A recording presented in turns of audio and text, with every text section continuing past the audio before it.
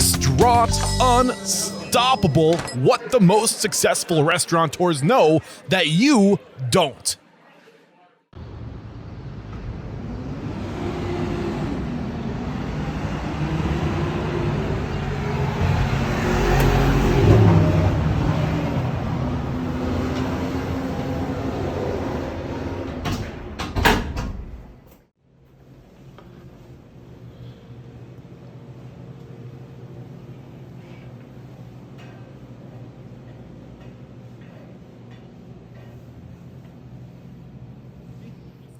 All right, with excitement, allow me to introduce to you today's guest, owner, operator of Found Kitchen and Social, the Barn Steakhouse, Patty Squared in Stolp Island Social, Amy Morton. Amy, are you feeling unstoppable today? Absolutely, today and every day. Yes, that is what we like to hear. So I cannot wait to dive into your story to find out how you got to where you are today. But let's get that motivational, inspirational ball rolling with a success quote or mantra. What do you got for us? Do I only get to give you one? You can give me as many as you want. Mantra, give the guest what they want. Always say yes. Okay. Which I believe is missing from today's generation of upcoming restaurateurs and chefs. Those are my two, and think out of the box and trust your gut. Yeah, and it's weird because that idea of giving people what they want, there's a lot of conversation that seems to be bubbling up where sometimes the guest is wrong. Do you agree?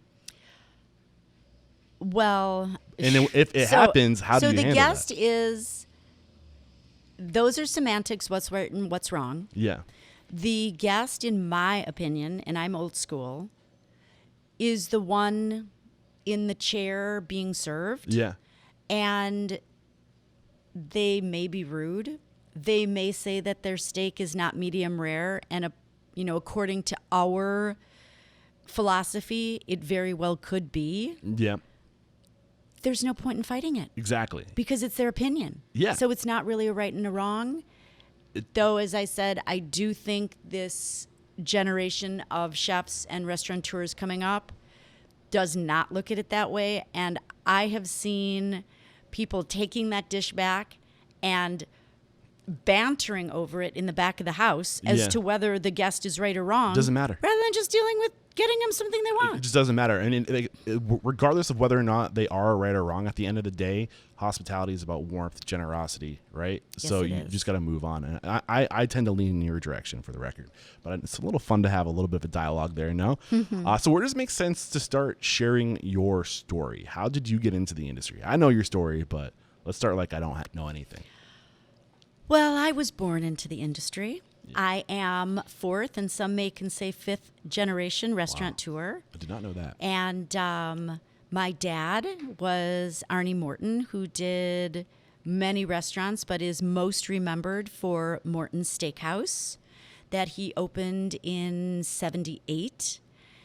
My grandfather, Morton C. Morton, was a restaurateur on Chicago's South Side. My dad worked with him. Okay. And he also had a restaurant called Morton's, actually 3 of them in varying locations.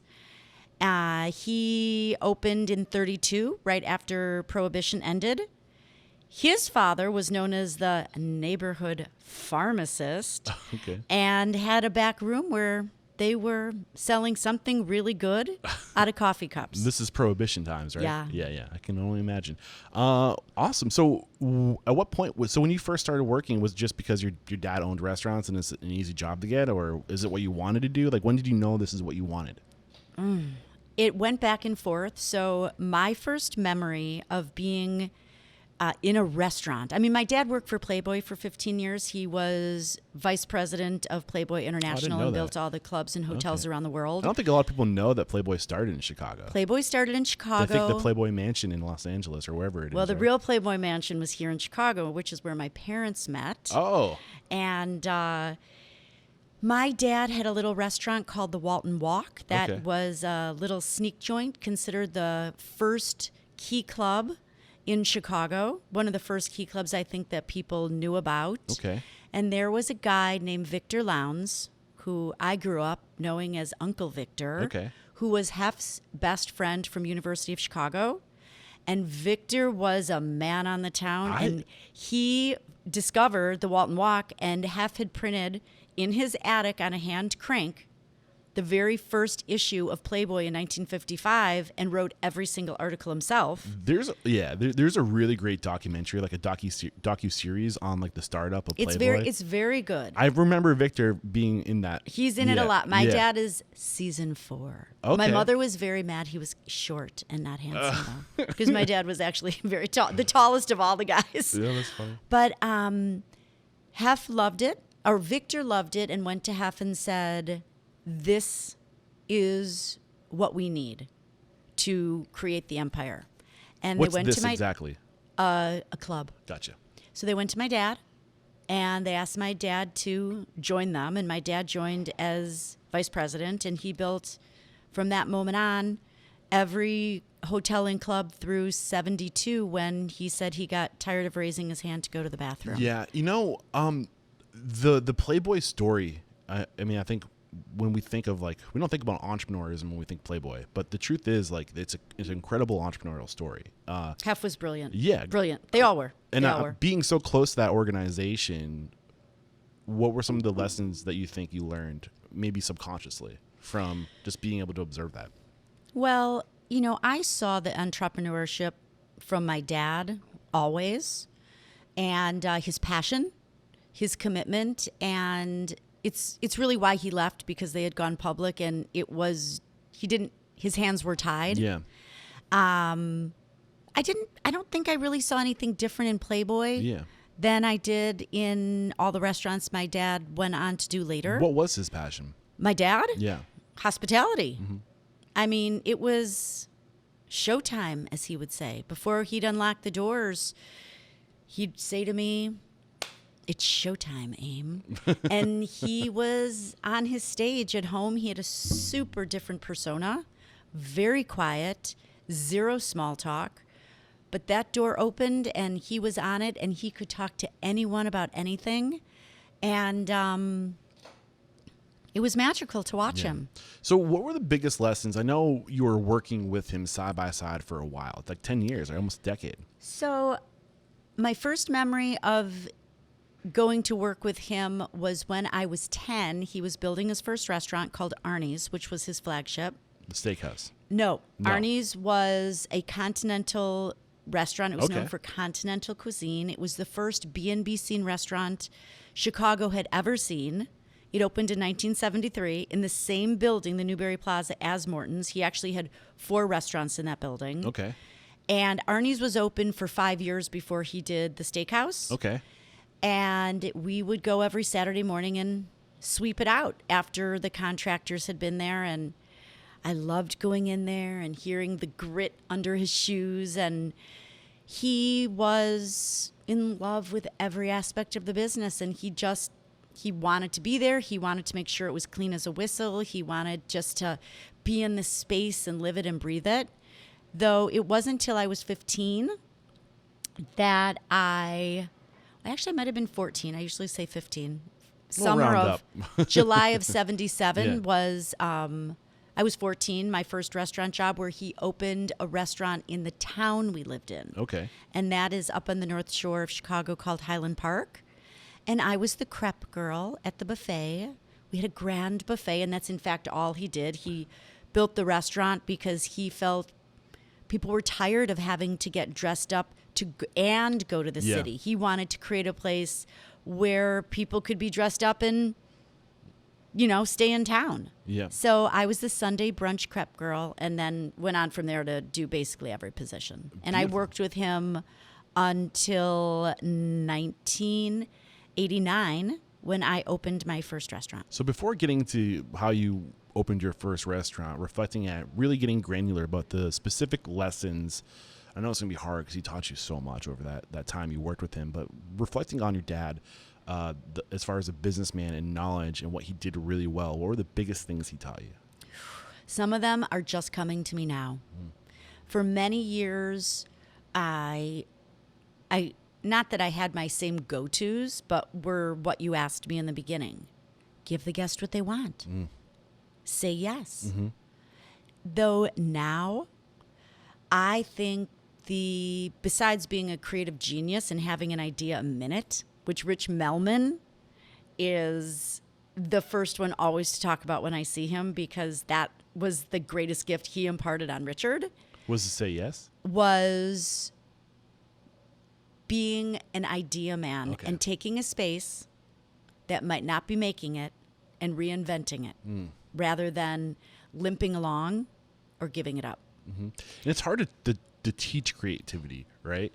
I don't think you can teach Yeah, creativity, which we can get into, though. I think to me, that's a passion and you have it or you don't. Yeah. It's like a personality. If here at Found Kitchen, we look to hire servers and front of house players with a unique personality. Even if they're not the most skilled in food and beverage knowledge, we know we can teach that. Yes. But in this restaurant, for example, where every piece of furniture was found in unique and interesting places. Side note, I love this restaurant. Thank I got you. B-roll before we sat down, Oh, and yay. they'll be rolling right now. Oh, I'm glad. Well, just like these pieces have a story, so do we as people. And the people in this restaurant don't wear uniforms because who they are is a part of the ambiance. And we can teach them the wine list, but we can't teach them to have a unique personality. Yeah. So that's one thing, but I want to get back to your question. Please. Because I took over a decade off and had my family, and so I went back to work. I opened this in 2012, even though Yeah. I worked on it for 5 years. And I today will say what I'm most excited about and what is my biggest takeaway from my dad is the fact that you need to run it like a business. Yeah. And it's the costs, and it's nailing down what sells and what doesn't sell. Because when you and I talked before the program started, you mentioned how low the margins were in this restaurant. Now, Richard Melman has changed that. I mean, they're operating, they won't even open a place that they can't open at 20%. Yeah, and that's part of what I'm hoping to do with this podcast is to let people know that you don't have to be beholden to the standard 10% or 15%. And when my dad was in the business, he said the magic number was 6. If he could make Wow. 6%. And that's part of the broken model of this industry. And we accept it, which is part of the issue, but we need to collectively say that's not enough. That's not enough to do what we're expected to do by today's standards. Take care of our people. We need more, right? Well, netting more doesn't necessarily mean paying up to our team, right? And we're not taking our net and distributing our profits to the staff because the staff is already built into our P&L by their payroll. So I see that as being different. And both are crucial. Yeah. There's so many restaurants, and I would think people would want to pay back their partners. And it does seem more and more that the people that are opening multiple units, either of one concept or one-offs of one group, are the ones that are making more money. And you can't really get investors if you're not paying them back. Mm-hmm. But the idea of paying our team a living wage, I think is, one of the biggest conversations we need to be having. Obviously, we've seen it in the industry come up with no-tip restaurants. And the reason no-tip restaurants people are trying it is because we as operators know that there is an incredibly unfair distribution of earnings in this business due to tipping. Mm-hmm. And if we had the opportunity to distribute that, we would distribute it much more equitably. Yeah. And coming out of COVID, besides the fact that no one has any staff, and we can talk about that in a minute, and it's scary seeing what we're having to pay, particularly cooks, Scary meaning just to get them. Like how much or how How little? much? Okay. How much? Oh my God. Yeah. We can't staff the restaurant, and we're paying twice as much as we were 10 years ago. I mean, right now, because we're so close to it and because we're having to make this change, I feel like the pain is really significant because it's right there. But do you think long term, meaning like when we 10 years from now, when we look back at this and looking at the pandemic, I think there's going to be silver linings because I think there's going to be a lot of positive things that come out of it. Maybe it doesn't feel positive because we're paying so much, but I feel like long term it's going to be a good thing. No, I think those that have survived have already seen the silver linings. Yeah, I believe that those that have survived could not have survived without already recognizing the silver linings. they survived. But there's so many silver linings. There's so many silver linings from the opportunity to be super creative every day, but to the point of paying up in the kitchen, it is an adjustment that has been radically needed and necessary in our business. And so the no-tip restaurants really weren't working out. And I don't think the public is ready for that in this country. Well, I think but simply by the need to pay up in the kitchen, it's balancing itself out naturally. And I don't see it as being painful. I see it just as being necessary. Yeah. And they deserve it. Yeah, they do. And so we're going to figure out a way to make it work. And the guest, I'm just going to go on for a second. No, please. This is what you're here for. The guest might not have wanted to pay 20% more a menu item to cover the gratuities that they didn't see like paying up 20% as being the wash for the tip that they don't have to leave. Though we are and it seemed like, oh my God, now all of a sudden this restaurant's 20% more. But now we as operators are deciding, do we need to raise our prices? Yes. Do we need to shrink our dishes to keep a price similar so that the guest doesn't feel gouged? And that goes back to this fundamental lesson from my dad is you got to watch the numbers. Yeah, you got to track it. You absolutely have to track it. You if you don't know, how do you know how you're doing if you that's the game of business. And that's how you keep score and how well you're doing, right? Those numbers are so important. That's how you stay open. Yeah, exactly. And that's winning, right, in this industry. But I mean, I want to unpackage a little bit more. Maybe I can come back to this later when we get more chronological. I mean, this is a great rabbit hole. I'm happy we're talking about this. We'll come back to this because I feel like I want to go back to your story. Regardless of the numbers and things your dad taught you, can you get a little bit more granular as far as the specific? I know it's hard to talk about without a spreadsheet in front of you, but what are some the little detailed things around the numbers that most people just don't know that your dad taught you?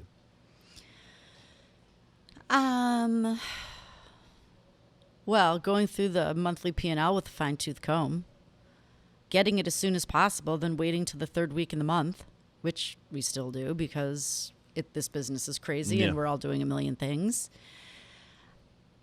I don't know that the specific details came from my dad. Okay. If he shared them with me, I did not hear them. I wasn't ready to hear them. I have learned the most significant lessons regarding the numbers from my brother Michael. Okay. I'm one of 7 kids, and all but 2 of us are or have been in the business.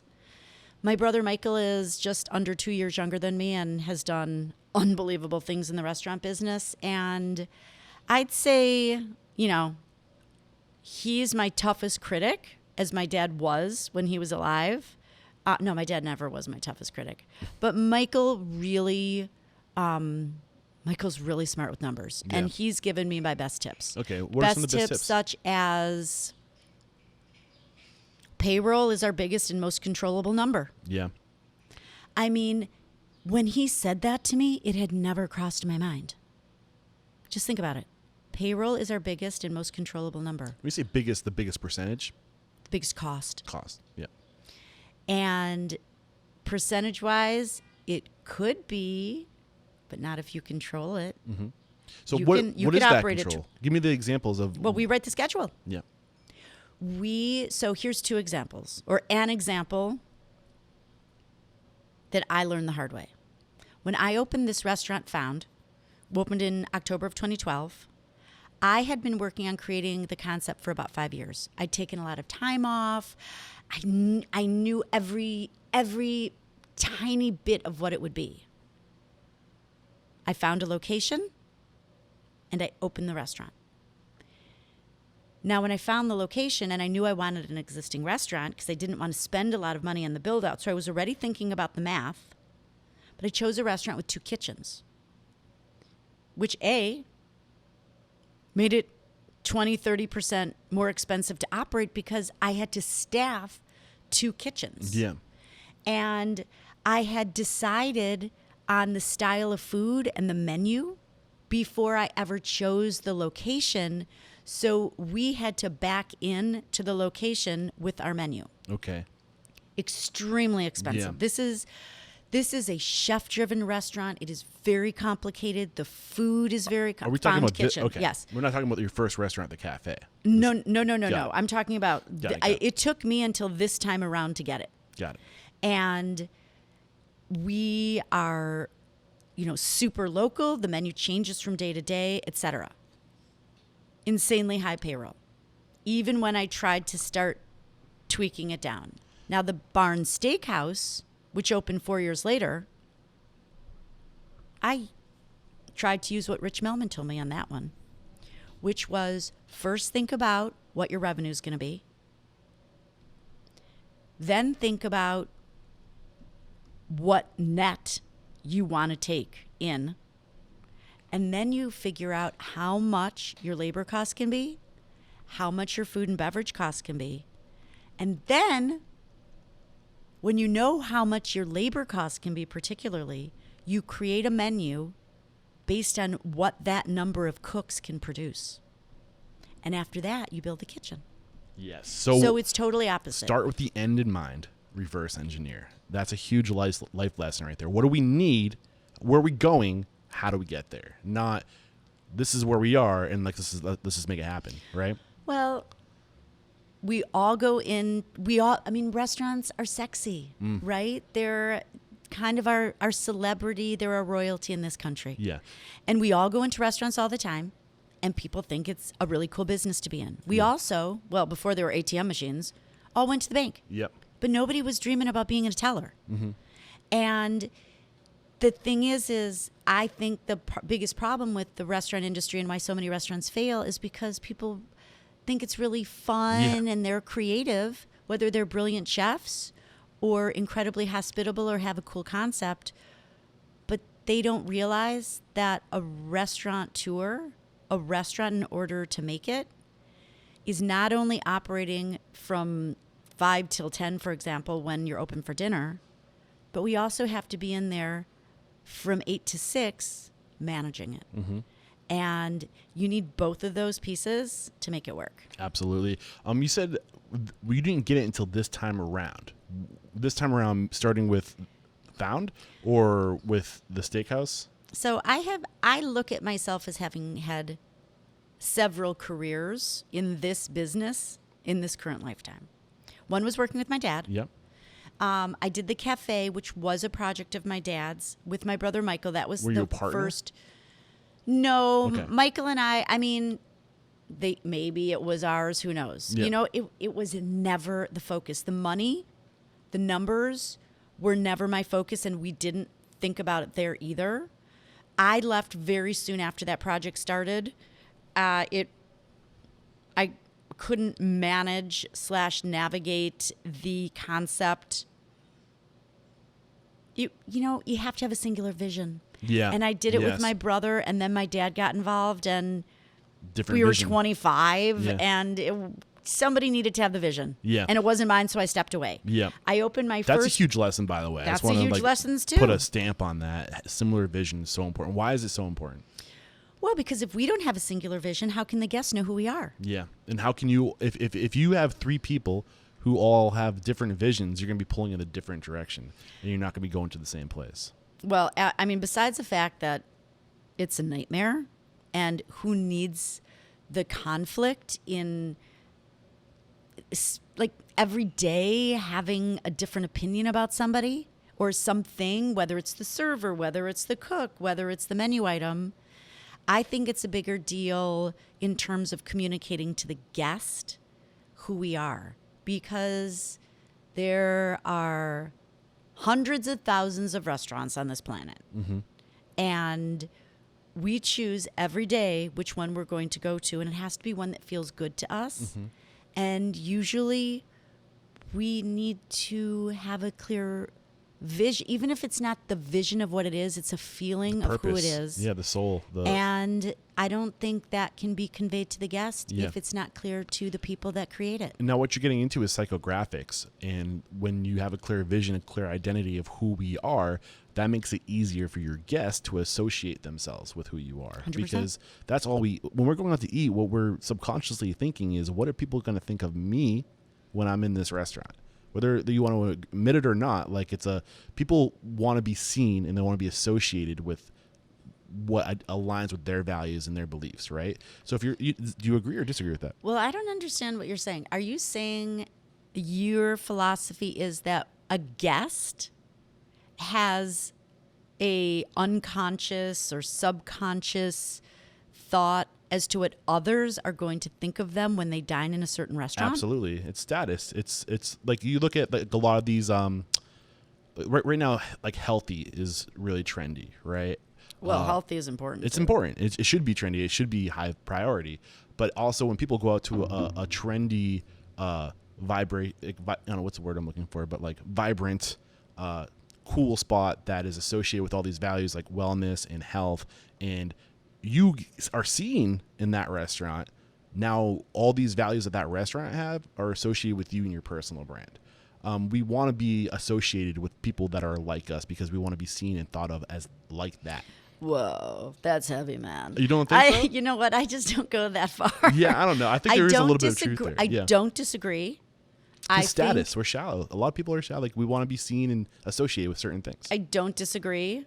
I definitely think it is sub/unconscious. And I think the reverse is true as well. Yeah. And I'll give you the reverse. And that is and I know we're jumping all over the place. No, this so is tell fun. me if you want to go back to the having a chronological conversation. order. I never know what we're going to talk about. Okay, so I'm going to go back to one of your first questions. I loved working with my dad, but when I first opened my own restaurant, Mirador, in 1989, after the cafe, which was really my first one, soon after, you know what? I did not like this business. I never felt that I chose it. I felt that it chose me. I felt that I kind of got pushed into it. I felt that I chose it because it was easy. I gave up my real dream, which was being an actor. That's really what I wanted to do. And for a million reasons that we can or cannot get into, even on the busiest nights, I just felt like something was missing. I felt that whether it was the success or just what I started doing day in, day out was meaningless. So when I got an opportunity to sell that restaurant, thank goodness. Yeah. Let's zoom to 30,000 feet real quick, get the big picture. So 1989, you open with your brother and your dad the cafe. 1989, you were only there for a short time. 1988, I opened the cafe with my brother. 1989, I opened Mirador. Mirador. And the Blue Room. That was 6 years, till 1995, correct? 1993, it was open 4 years. Okay, 4 years. But you opened the Mirador and the Blue Room in the same year, 3 or 4 years, you said, to 94, was it? My timeline's a little 93, off. we were open 3. We were open 4 years to the day, almost. So, and then 1995, you opened your consulting firm. So I went from having my own restaurant. I still obviously needed to support myself. I only really knew the entrepreneurial vein. I did not want to punch clock. Yeah. I started a consulting business with a really, really smart woman by the name of Alice Van Heusen. We did that for a few years. It was fun. We did it on our own time. We really didn't have very many clients, but it paid the rent. Yeah. And from there, in terms of the industry, I went to my final job before I took a break was as director of operations of what was at the time the IT restaurant group in Chicago called KDK, which had Red Light, Vivo, Gioco, and Marché restaurants on Randolph Street, Jerry Kleiner's restaurants. Yep. And that's the first time it's the first and last time I ever worked for somebody. And it was a fantastic experience. Okay. All right. We're back. We just let the folks in. We have a special event happening here in a little bit. So there'll be some people walking in the background. But real quick, you painted that big picture for us, right, of what happened between basically 88 and before taking your break to raise a family, right? 99, 98. Yeah. So before giving us that big picture, you were a little granular saying that it never felt right? At this point, like you were kind of still lost. You were still trying to figure out what you were trying to do, who you are, and what role. I don't know. I don't want to put words into your mouth, but go back to that point and take it from there. Well, first of all, I wasn't old enough to manage my personal life, let alone a restaurant. How old are you at this point? Not to date you. I was 27 when I opened Mirador. Okay. And I had just turned 27, had it for 4 years, and I was coming out of what I call my black period. Okay. I was super rebellious. I did not want to be associated with the Morton family. I wanted to strike out and be seen as my own person. So I think there was a lot of rebellion going into that first restaurant, not taking anybody's help, didn't want anybody's opinion. Boy, I could have used it, but I was not going to ask. Yeah. And my personal passions were theater and doing social organizing. I got my degree. I did a ton of theater, but I got my degree in anthropology and studied third world housing development and economics. Okay. So the area around homelessness had already become a big part of my life. I worked for the City of Chicago's planning department in their doing homelessness research. I worked for not-for-profits. So I feel that I innately, by the time I was in middle school even, had a feeling that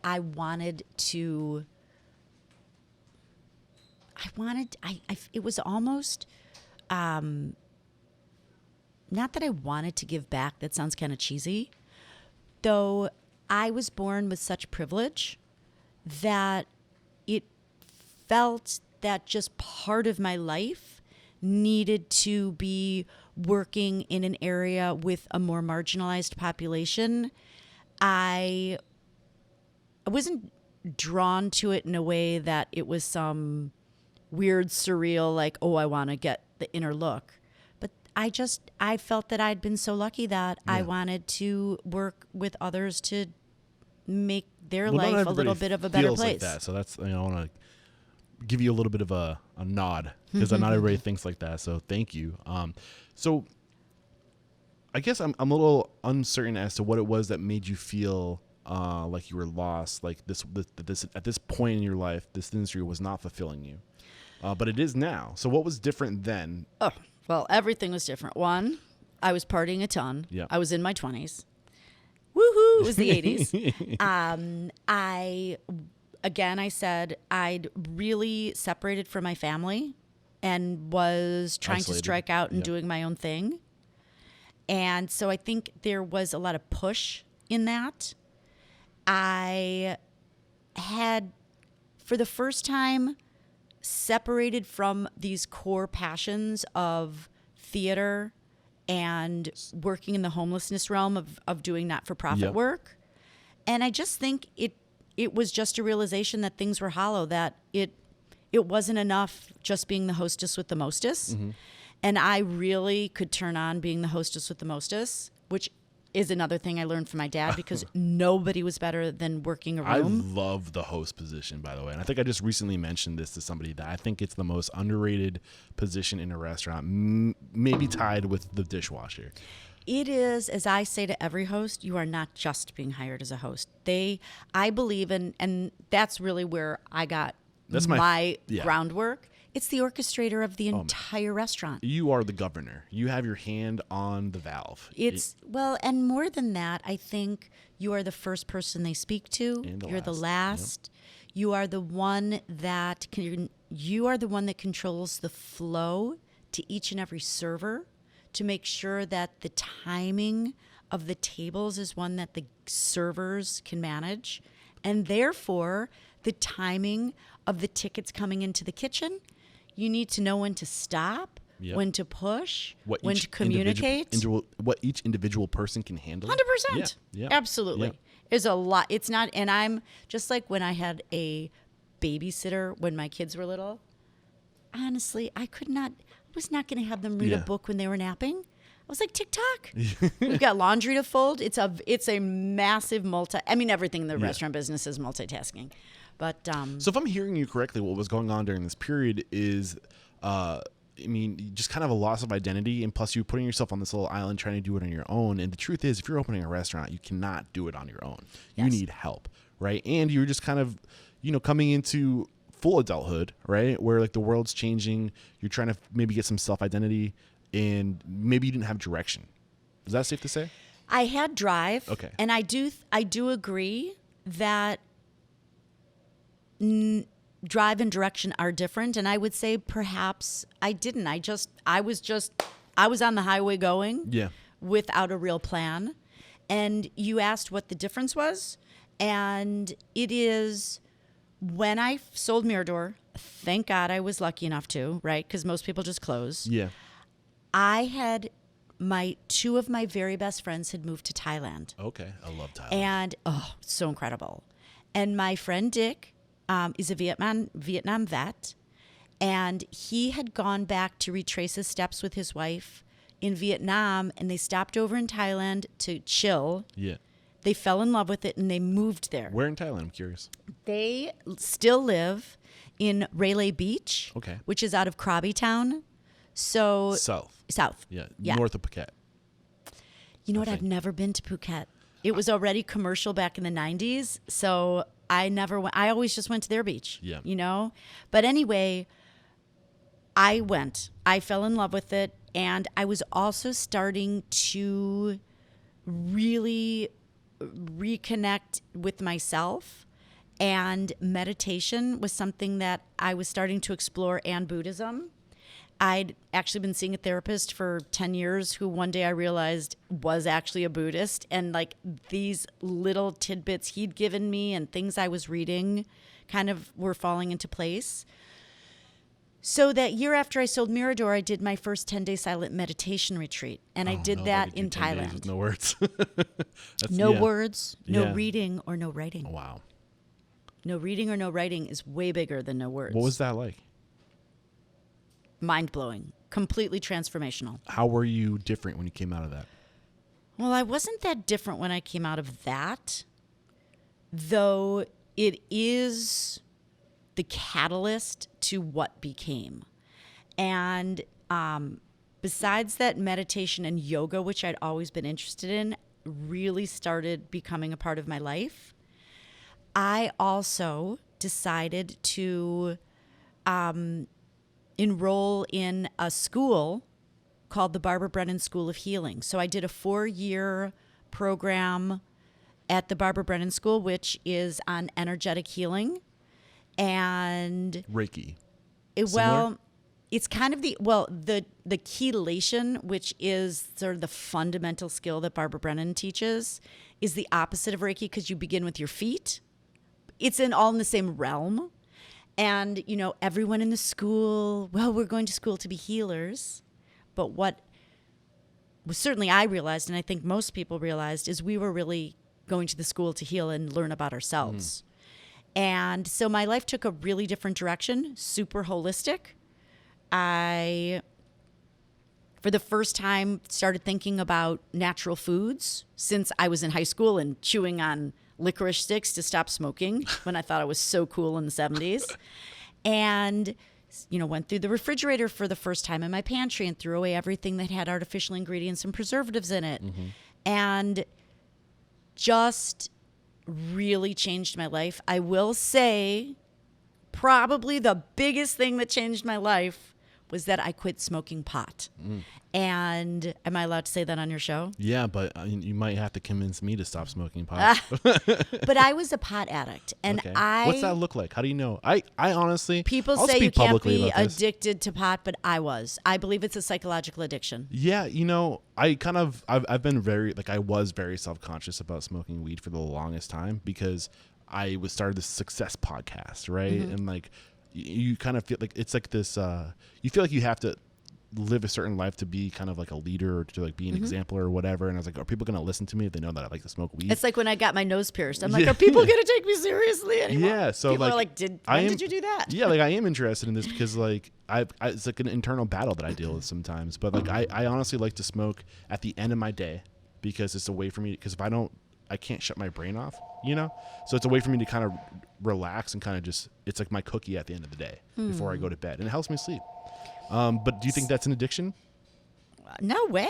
Well, listen, I can't call that. I don't believe any one of us can call or label somebody else's use something.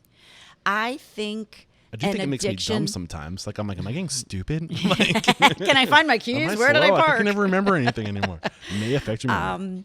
So, I mean, I have a lot of addiction in my family, a lot of alcoholism. Me too. Yeah. And also depression and anxiety. So my definition of addict is probably somebody who's using whatever they use negatively impacts their life. Well, can you paint a picture of how often you were stoned? Oh. Like, was it like you wake up and you wake and bake every day? Yeah.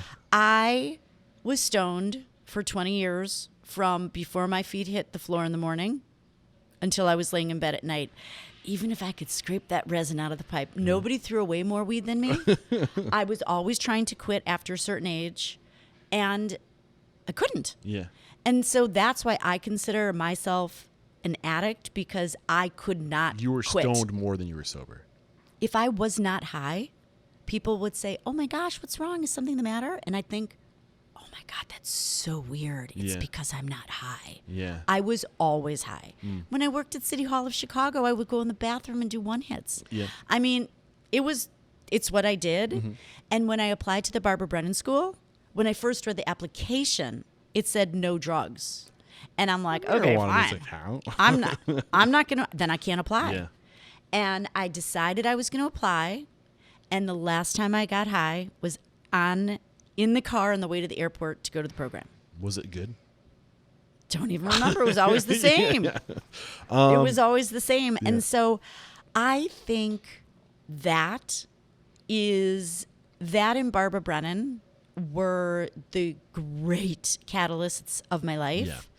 And my daughter, I said I'm going to start getting high again when my girls get out of college. And now they're like, can't it just be when you get out of high school? So 18, right? You know or what? do you have to be 21 to legally? You have to be 21. Yeah. So you know what? I don't feel the same way anymore. I think that I have grown so much. And I think that not only have I grown, I think that I have integrated all of who I always was with who I am today. Yeah.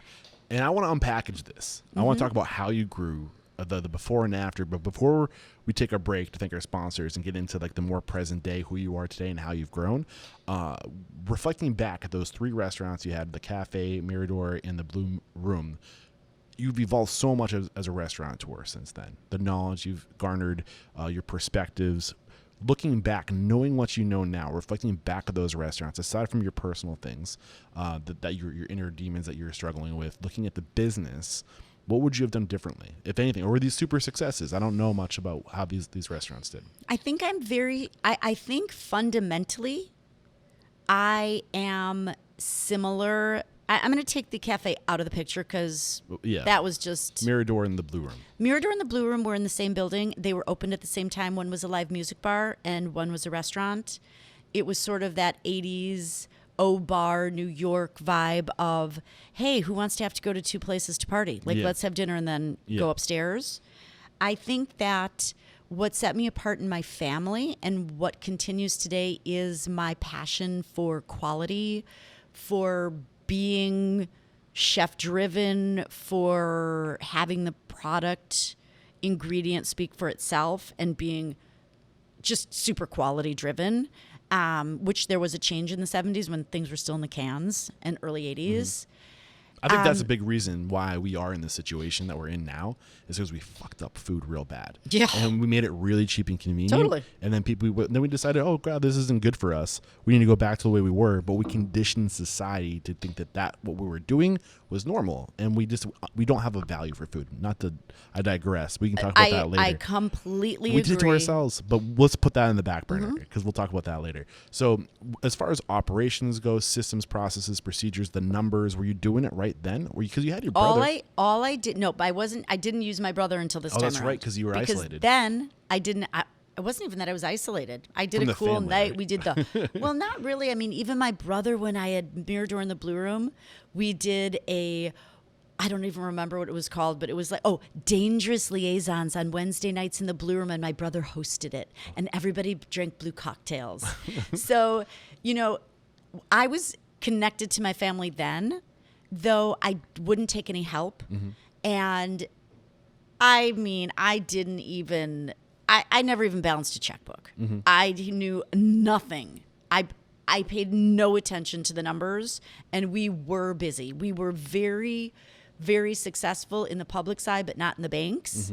And so the biggest difference is now I operate my restaurants as a business. Yeah. And that's another thing too, I think, and that's still to this day an issue, where you're successful in the public eye, but not in reality. Because even to this day, I go and I interview the successful people, right? I'm researching people to interview, and I get to this point where I'm sitting across the table from them, and they're like, we're crumbling on the inside, but these are people that are, like Food and Wine, GQ, James Beard, like we are celebrating these people. And I think we're fucking each other because like we're saying, this is what you want to aim for. This is what it takes. Do this, do this, do this.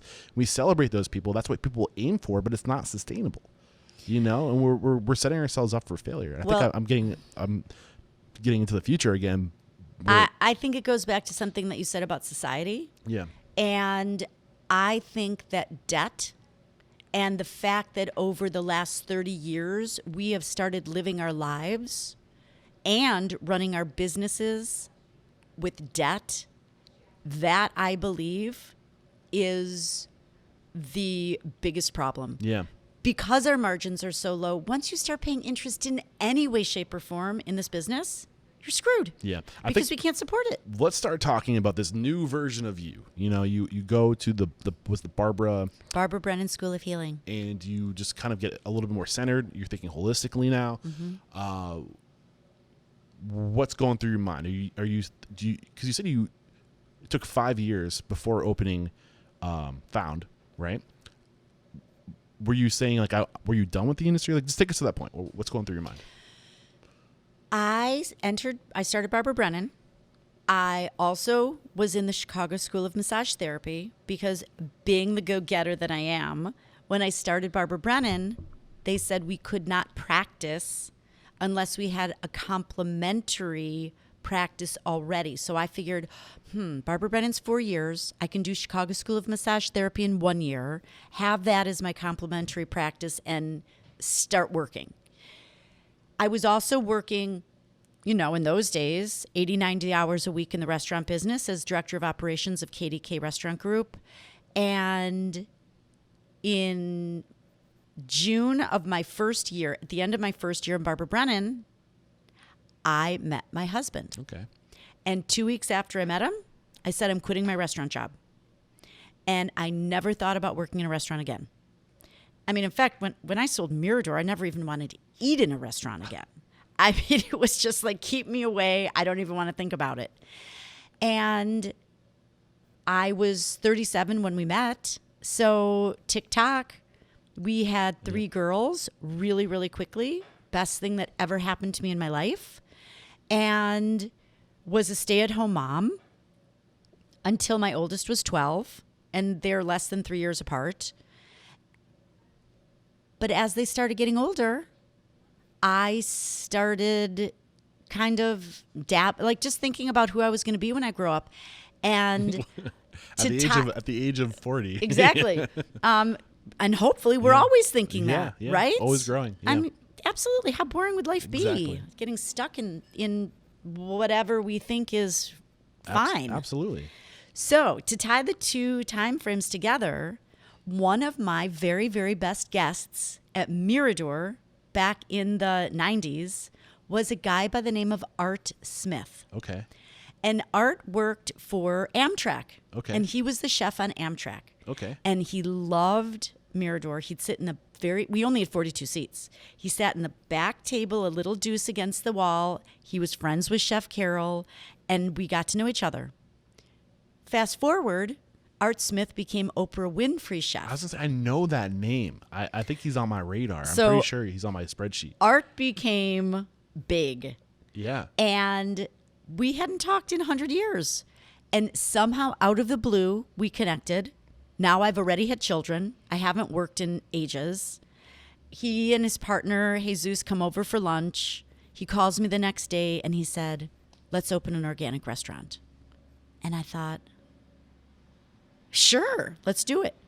And so for a year, I started working on this concept. What I realized was it was never going to be with him because it was just an idea he had one day. And I kept trying to keep him in the loop, and we did meet every now and then. But it became my concept. Yeah. And although I didn't go the distance on organic, because I have so many opinions on organic, but sustainable, being local, buying from people I know, knowing how they raise, their produce or their animals became way more important than if they had a certification. And that is eventually what became Found Kitchen, where we're sitting now. Mm-hmm. And so it was from that first lunch with Art that I started dabbling. So that was like the spark. That was the spark. Yeah. And, looked at restaurants in the city, looked at spaces, but I really took a ton of time. And because I'd had so much time off, I was no longer stuck in that restaurant box of what things had to be. And people would say, when I tell them my idea, oh, that's not a restaurant. You can't do that. That's not a concept. And I mean, where we're sitting right now, this is not what Found Kitchen looks like pre-COVID. Yeah. There would be tons of couches and alternative seating. And, right now we're still socially distanced and we need to maximize our tables. So that's what happened. And it was that time frame that it was such an opportunity to create and not have pressure. And it was all of it that is, I believe, what made me happy in what I do. Yeah. So do you think it was the pressure that made it? Because there's no pressure now. Was it because I decided? Well, one, we were having financial issues in my family, my husband and I. Mm-hmm. And so it started as really exciting, like, oh, I could do a restaurant. But it grew into, I not only want to be, but I need to be and make a financial contribution to our family. Mm-hmm. And this is what I knew. Mm-hmm. So for the first time, money mattered to me. I think growing up with all that privilege, I had so much shame around money that I shunned it. Mm-hmm. I really didn't have the value of $1. I never needed to have the value of $1. I pretended that I didn't have money, yet I always had something to fall back on. Yeah. And so now as an adult, I have children. I have no money to fall back on. And I have a great skill and something that I've always been great at. And once the idea grew out of me, I was unstoppable. Yeah, you had that vision, right? And it took all of that for me to grow up. Yeah. So what was different about you going out this time? I mean, you're saying it, but really distill. And you also said for the first time, and I cut you off. Money mattered. Yeah, for the first time, money mattered. Going into this new project with all these new values, being holistic, money matters. You have a family to take care of. How are you going into this restaurant differently from your other restaurants? Well, I chose it. Mm-hmm. Why didn't you choose the other ones? You got thrown It was into more those? default. Okay. It was more rebellion. And this was choosing it wholeheartedly out of want and need. And it was 100% being aware of bringing the integrated Amy into this. I was not going to be the superficial, stereotypical hostess with the mostess at the door. I was going to bring in the depth of who I was and still be hospitable. Yeah. And there was a more of a genuine nature, which is actually one of the core values here at this restaurant group, is being genuine and authentic, because people know when we are and when we're they not. can smell it, right? So you said at this point, opening this restaurant, you didn't have any money, right? Your family was facing financial issues, and this is where it gets personal, starting to talk about money. But how did you? I mean, this is a good sized space, right? How did you get the money? Did you have investors? Like, what did you do? How did you get those investors? Well, first of all, one of the reasons behind choosing an existing space, one of the reasons behind 85 to 90% of the contents of the space being found and reclaimed is because it was so inexpensive. Yeah. So first of all, I knew, and one other little tip. Yeah. I believe the majority of restaurants close, not even because we don't think of it as a business, because plenty of smart business people fail in restaurants. Yep. I will say the number one reason most restaurants close is because they spend too much building them out. Yes. It's absolutely. a waste of money. Absolutely. I mean, like fancy equipment, $1,000 this, and it's they have silly. this vision, right? And they're like, "This is my vision," and they don't think that they're ready to start until they execute their vision on day one, and that's just not the case. Start where you can. 100%. Start where you can and have that vision and work towards it every day. And the guest gets when it's real. People, it's like an Insta house. Yeah. Sometimes people want to move in and have their house 100% decorated, and then other people choose a piece, and it takes a long time to curate. And it's not like they're curating it, but it's growing out of who they are. Yeah. And I think those are things that not only our guests and our team, but of course our partners feel. And so I did go out and raise money for the restaurant. Yeah. How much do you think you needed to raise? Well, I didn't know. Originally, I thought $500,000. I wound up raising $650,000. And you probably wish you had $1 million. Nope. No, really? I wish I would have done it for a little bit less. Okay. Actually, I wish I would have run the restaurant better the first 2 years, because I would have paid back. Yeah. But even in those first 2 years, still learning, those were my biggest years of education, those first 2 years, because my labor cost was crazy. Okay, let's get into that. So if you ran the first 2 years better, you would have paid back faster. You would have been like, what would you have done? Knowing what you know now, what did you do? What would you have done? I wouldn't have been afraid of the woman that I brought on to be the chef. Is this Gibbs or? Nicole Peterson. Peterson, okay. So I knew I wanted to work with a woman. I am not a chef. I love food. I knew the food I wanted. Both of my chefs at Mirador were women.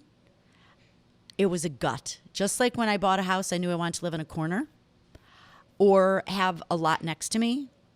I knew that I wanted to work with a woman, and it was feeling like it was not going to happen. And an old friend, a guy by the name of Greg Hall, who I did one of my consulting projects with when I had that business, who also went on to be huge because he and his dad were the founders of Goose Island Brewery. Everybody that touches you goes on to be huge. I'm hoping that after this interview, like I'm mainstream. I'm on my own show. It might take a couple months. And that's funny. That's what happened with my dad, too. Anyway, I was out for beer one night with Greg, and he's like, you know what? And I told him the story. He's like, I think I have someone for you to talk to. And it was Nicole. Nicole Peterson, I will forever be more grateful for than I can say. She was and remains a brilliant chef, and Found would never have been what it was without her, because our synergy, from the synergy of us, the synergy of the vibe of the restaurant to the style of the food, from day one, it was like we were open for 5 years, and people got it. And the problem is we didn't get along, and I was afraid of her. And I didn't have the confidence yet to take full ownership. I so wanted to have a partnership when I opened the restaurant. And that was something that, I think I didn't go back to work for a long time because I didn't think I could raise money.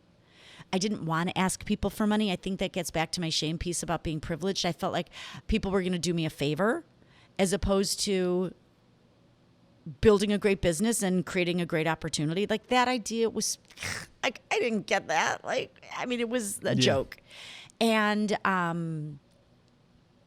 I think that had something to do with Nicole's and my issues because I really wanted a partner. I think that I came from a background of being uncomfortable about talking about money and it being kind of loosey-goosey, and her being an independent woman on her own, and she was, needed to make a mark security, and needed an income and needed the security. And then our personalities just, it was, you know what? We worked together for 5 years. I will be forever grateful. But it was a huge struggle. So knowing what you know now, people listening to this who are about to go into a partnership, what advice do you have to them regarding partnerships to set yourself up for success early on? Well, then we have to get into the conversation of partnerships because I never had a partnership. Yeah. And the best thing I ever, I thought I needed, it's confidence. I felt like I needed a partner. And So were I you put insecure? it out there. I'm super underconfident about whether I could do this or not. Yeah. I mean, and in the beginning, I kept going back to these people who I worked with at Mirador, that my dad worked with at Playboy, and my husband, and in fact, we just got divorced, but have a good relationship, would say, why are you going back to that same well? Yeah. You've got to stop. Yeah. You need to think for yourself. You need to think differently. You need to X, Y, and Z. And I didn't realize that about myself. And that was still this part of this underconfidence of this go-to. It was this underconfidence of I need a partner. And I think that someone needs to think long and hard about what a partnership is. Many partnerships, I'm thinking most partnerships fail. Some partnerships are amazing. What Rich Melman has done are amazing. What Donnie Medea has done is amazing. What Kevin Boehm has done is amazing. One of my brothers had a successful partnership. Two of my brothers had very unsuccessful partnerships. And I think communication, intentionality, and ego are all parts of the puzzle. And I think what I did with Nicole was set it up. I don't think I knew what a partnership. I hadn't decided. I didn't even know there were different definitions of partnership. And, when I went into it with Nicole, I think when I said the word partner, like I want to make you a partner one day if we work out, is... Set an intention or an expectation? I did, and I think that we didn't talk about it and I didn't make it clear. Because to me it was, I'll give you 10%. Yeah. And to her, I think it was, we're going to be 50-50 partners. Okay. So this and is I a think big that lesson. aided her. Yeah, this is a big, big, big lesson. Every agreement, every partnership needs to be spelled out in writing, and you need to get attorneys attorneys involved. Absolutely. It needs to be spelled out. There needs to be a plan. You can't just say it, right? Partnership agreements are huge. I think we can probably wrap that up with just saying that, right? Just communicate, be clear, write it down. Well, yeah, but when we started, there was no agreement. Yep. But just the definition of partnership became this gnawing issue. And then I just think our personalities, the worst came out. Yeah. Something comes up a lot in the show. If going into a restaurant partnership with somebody is like getting married. 100%. And you have to, you're marrying this person. So the question is, are you willing to get into a marriage? And if the answer is no, then it's not going to work. And you're probably going to see that partner more than your actual significant other. Even if you don't go into a partnership, you do. Yeah. We're still, I mean, we jokingly call this, and it wasn't something that somebody chose, but everybody calls working in these restaurants the found family. Yeah. So we have 25 minutes left together. Okay, what are we talking about? And I want to make sure that, so that first 2 years, you said that there was money issues, right? Because you weren't. Well, our revenue was huge. We were doing $3 million a year. Okay. And we weren't making money. So what changed in that 2 years that went from you had the high revenue, but you weren't being profitable? I was not managing it as well as I needed to. What did you start doing differently to manage it? I took over. I took control. I set guidelines. Rather than saying this is where we need our labor cost to be, I said this is where it will be. Yeah. I said, what things did you start doing to shift that labor cost to get it to where it will be? A lot of conflict with Chef Nicole. We had to change the way we operated. We had to change our menu. And we still really, really weren't successful. We really didn't get this. I mean, that's like one of the biggest gifts of COVID, until after she left, because we had already set a precedent of the food with these two kitchens, which we're not opening. We're not even going to consider opening the second kitchen until we can fully seat the restaurant again. So it was labor and food cost, and in that I believe you need to think and or rethink the fundamental philosophy of the service style and the food. I don't think you have to change. I don't think you can change the philosophy of the restaurant. We had an incredible philosophy. We needed to figure out how to operate within the bounds of what we could spend. So the biggest thing I'm hearing from you is, instead of just being kind of reactive to what was happening, you said, this is where we're going to be. That's the end in mind. What needs to happen to get there? Yes. And you force those things into place. Yes. So what were the biggest things that happened to get there? Her and I eventually not working together. Yeah. So that kind of gave you control of the labor costs in the back of the house. It's interesting. So there is another piece in the puzzle, a gentleman by the name of Stephen Bosworth. Okay. Stephen came on as general manager 3 months after Found opened. When I made, and this is just another one of the pieces of the internal conflict. And that's a triad. When I offered Nicole equity, I also offered it to Stephen. Okay. And it is another piece of the puzzle, I believe, that led to the just disintegration of our relationships.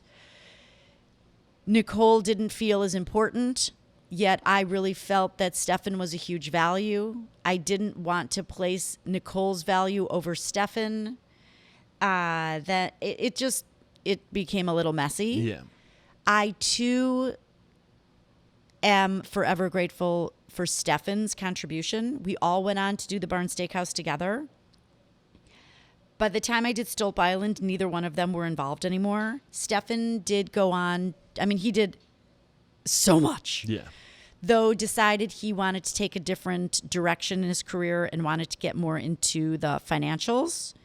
And another silver lining of COVID is he and his partner decided to move back to the Northwest, and they bought a little, like, 750 square foot restaurant. Nice. And they opened on Whidbey Island. So now, even since Stephen changed his status of employee to financials and was now an independent contractor, that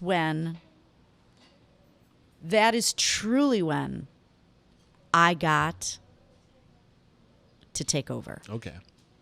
And that is another phase of making a massive amount of difference. Yeah. We have 15 minutes together. So give us just like the shortest possible synopsis of the difference that made. And then we'll start to wrap up the free flowing and we'll go to the speed round.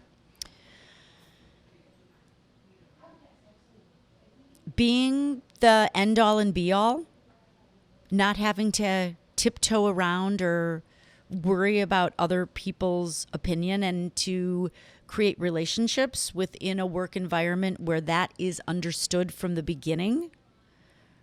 Just directness, clarity, communication. This is where we're going. A no-brainer. Yeah. 100%. Yep. And everybody's got the same fundamental understanding of what goes on. At the end of the day, someone will, which is me, make the final decision. And we are incredibly collaborative. It's what we do. I think it's why we've all worked together for so long. And never a question at the end of the day. I still get to say. I love it. Anything we have not discussed today that you were hoping that we could discuss that would add more value to the conversation? How much more time do you have? I mean, I would go forever, but I want to respect your space. No, I'm terrific. I love your questions. Thank you so much. One thing I am curious about that I think is big is we started talking a little bit about this with sustainability and that world of what needs to change, looking to the future. With the values you have, with the experience you have, what do you think needs to change about the industry? I mean, the mission statement is to inspire, empower, and transform the industry, change the industry. What needs to change? Pay rates, we need to become more equitable in the front of the back of the house. We, as operators, need to not be afraid of charging what we need to charge in order to operate a viable business. Okay. What needs to I think this is something I was going to say earlier, is that I think we are very reactive. We're a very reactive industry. We always react to the market.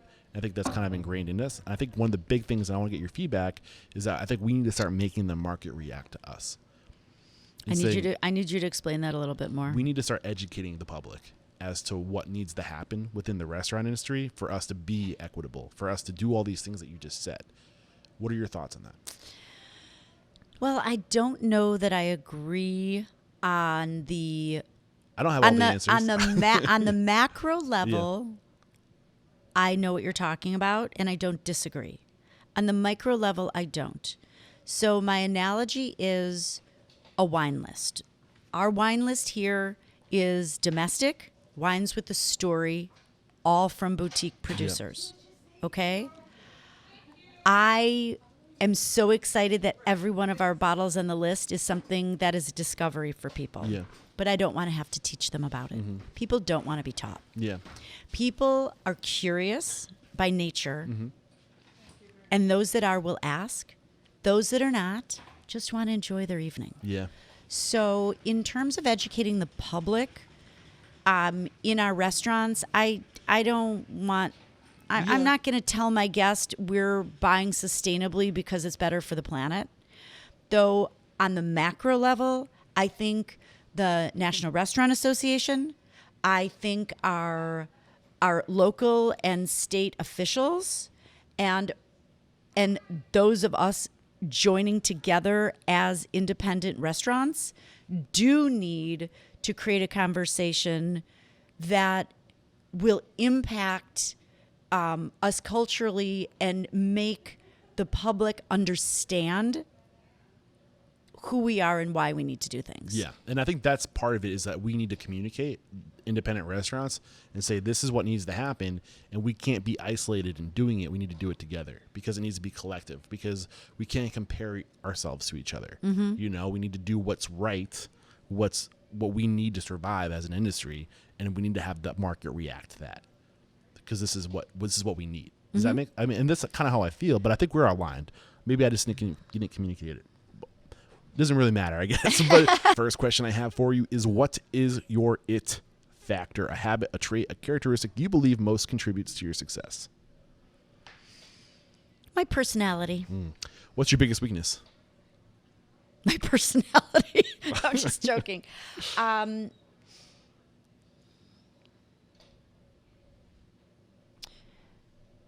Feeling a need for others' buy-in. What is one question you ask or thing you look for during the interview process? When you're growing your team, what are you looking for? What's their dream position? What's your biggest challenge today? Making sure the restaurants make money. How are you dealing with it? Being super hands-on and efficient. Share one code of conduct or behavior you teach your team, a way to be, a way to act. Genuine.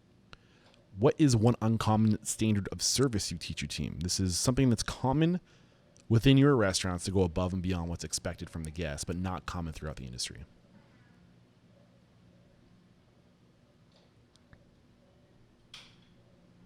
God. These are tough ones. It might take all of our time thinking about this. Thank God you can cut my we can thought snip it. process. Yeah. What is common to us, and maybe common to the industry, but something that we do? I can think of something that you've already told me. Well, I'm going to say giving back. Mm-hmm. We hire people coming out of homelessness here at Found Kitchen. That's huge. Awesome. What is one book that's a must read to make us a better person or restaurant owner? Oh, shit. That's not the name of the book. I'm sure Setting the there's a book Table. out there. Yeah. Does everybody say that? Yeah, it's a common one, but I won't let you just get away with saying that book because it's so. I recommended. loved Gabriella I loved Prune? Prune. Yeah. What is her book named? I think don't it's remember. Prune. Maybe. No, she wrote a book. It's awesome. Yeah, I read it. And it wasn't Kitchen Confidential. Was it something about the bones? Some bones. Shit. Gabriella Let's check it out. Hamilton, Yes. It was a great book. author. Book. Oh my god, I can't type right now. You're probably gonna get it before I do. There's a rooster on the cover. I remember.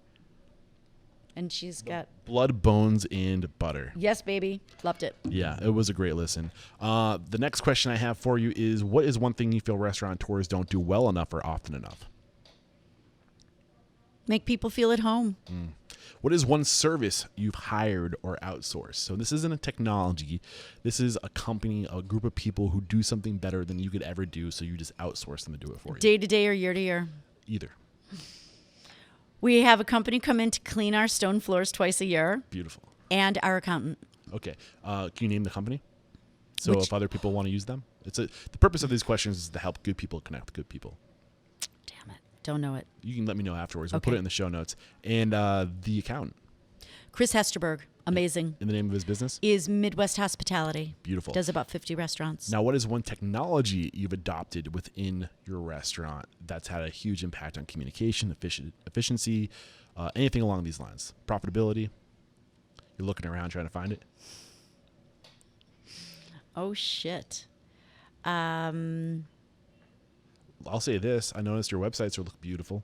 Oh, thank you. Social media. Yeah. And Instagram. how does, I said your websites look beautiful because I Thank you. noticed bento boxes behind those websites. They're awesome. Bento Box has they've done such an incredible job. Any restaurant that opens, talk about giving a plug, they've got to use Bento Box. They are sickeningly affordable. Oh my God, I shouldn't say that because they're going to raise their prices. It is, and it's month to month. Incredible to work with. Yeah. They're the real deal. They're terrific. And a past sponsor of the podcast. Oh, yay. And a future sponsor of the podcast. And I don't try to intentionally plug things, but I agree with you. They're fabulous. And the thing is, you're a restaurateur. You're not a web designer. The technology, that world is changing constantly. You cannot keep up. And with this tool, you can just literally go in and make changes to your menu. It's meant to be stupid proof. Well, they do all hospitality too. Yeah, exactly. And their branding is beautiful. This is not an ad. They're not paying me to say this. They're not currently sponsoring this podcast, I believe. But yeah, it's a great They tool. do all my restaurants. Yeah, beautiful. And this is the second to last question, but it's a doozy, so get ready for it. If you got the news, you'd be leaving this world tomorrow. All the memories of you, your work, and your restaurants would be lost with your departure, with the exception of 3 pieces of wisdom you could leave behind for the good of humanity and for your legacy. What are those 3 pieces of wisdom? Pretend that you could leave 3 pieces of wisdom to your kids. What would it be? It's a deep one. Mm-hmm. Do what you love. 1. Be honest. 2.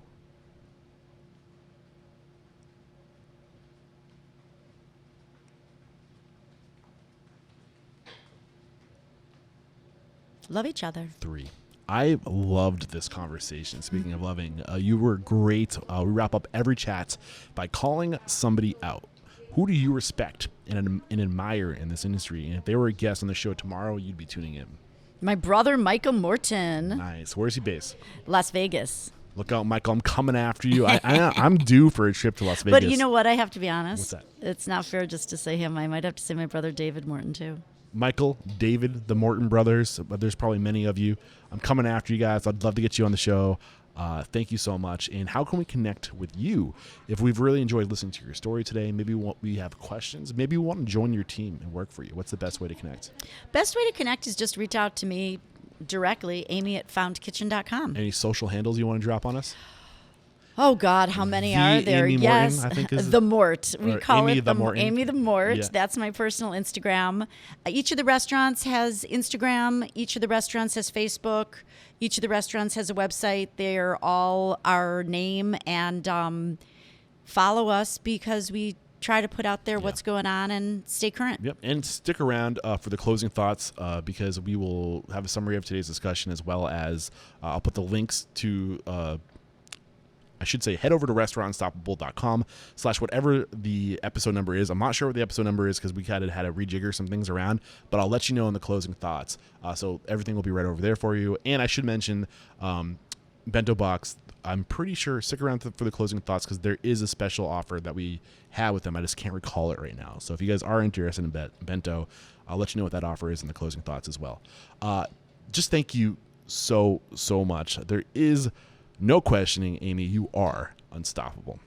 Thank you so much. I have really, really enjoyed this. And you were really good at keeping me on track. Thank you. Thank you very much. I have some practice. Cheers. Thank you. Cheers.